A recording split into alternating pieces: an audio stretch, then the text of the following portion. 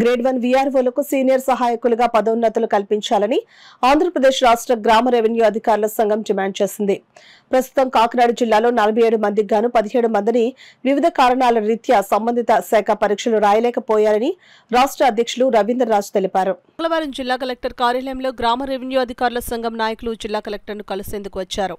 ఈ సందర్భంగా సంఘం రాష్ట్ర అధ్యక్షులు రవీంద్రరాజు మాట్లాడుతూ ఈ పదోన్నతుల్లో కొన్ని నిబంధనలతో రాష్ట్రంలో 650 మందికి గాను దాదాపు 450 మంది శాఖ ఇతర పరీక్షల్లో ఉత్తీర్ణత అయినట్లు చెప్పారు. వీరిలో కొంతమందికి పరీక్షలు గత ప్రభుత్వం సకాలంలో నిర్వహించకపోవడం, అలాగే ఏపీపీఎస్సీ వారు ఇచ్చిన సిపిటి పరీక్షలు వెలువరించిన ప్రకటనలో గ్రేడ్ 1 వీఆర్ఓలకు మాత్రమే ఇచ్చారని అన్నారు. తమ సమస్యలను కలెక్టర్ ద్వారా ప్రభుత్వానికి తెలియజేసేందుకు రావడం జరిగిందని ఆయన మీడియాకు తెలిపారు.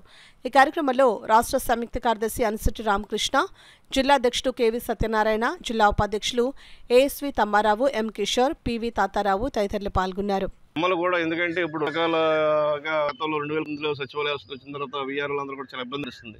ఎందుకంటే ఉన్న గ్రేడ్ 1 వీఆర్ఓల్ని ఎగ్జిస్టింగ్ వీఆర్ఓలు అందరినీ కూడా ఎంఆర్ఓ డీడీలో అక్కడ 2019 తర్వాత వీఆర్ఓలు అందరూ కూడా అటు పంచాయతీ సెక్రటరీలు అలాగే మున్సిపల్ కమిషన్ డీడీ ఉండడం వల్ల చాలా ఇబ్బందులు ఫేస్ చేయవలసి వస్తుంది. ఎందుకంటే రెవెన్యూ చేయాలి తప్పితే రెవెన్యూ సంబంధం లేని ఇతర పనులన్నీ కూడా మా వీఆర్ఓలు చాలా ఇబ్బందులు పొందుతున్నారు. ఈ విషయంపై మేము గౌరవ రెవెన్యూ మంత్రి గారికి వాళ్ళ దృష్టికి తీసుకెళ్ళాం. అందరికీ డీడీఓ కూడా తహసీల్దార్ ఇంట్లో చేయమంటున్నాం. అలాగే వ్యవస్థలో కూడా మమ్మల్ని వీఆర్ఓగా సీనియర్గా ఉన్న వాళ్ళందరినీ కూడా అక్కడ డీడీఓగా మమ్మల్ని నియమిస్తే మెరుగైన సేవలతోనికి మేము చేపిస్తాం. రెవెన్యూలో ఏదైనా చేయగల శక్తి ఒక డిపార్ట్మెంట్గా ఉంది. తుఫాన్లు కానీ ఎలక్షన్ కానీ ఏదైనా చేయవలసిన శక్తి మా దగ్గర ఉంది. అందువల్ల చేసి ఇష్టంలో ఈ ప్రభుత్వానికి పూర్తిగా సహకరించి రాజుకు కూడా మా గ్రామ రెవెన్యూ చేస్తాం. అందులో భాగంగా మంది టెస్టులు పాస్ అయ్యి జీవో ప్రకారం మిగతా వాళ్ళు వెళ్ళిపోయారు.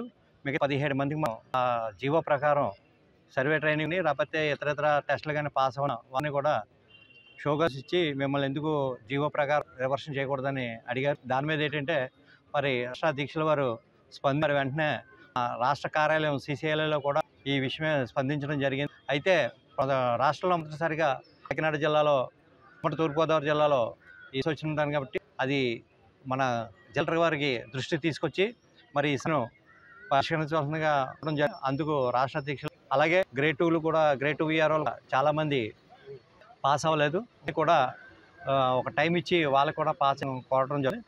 కాబట్టి ఈ ఇసు మీద కలెక్టర్ గారిని కలవడానికి మా రాష్ట్ర అధ్యక్షుల వారితో మేము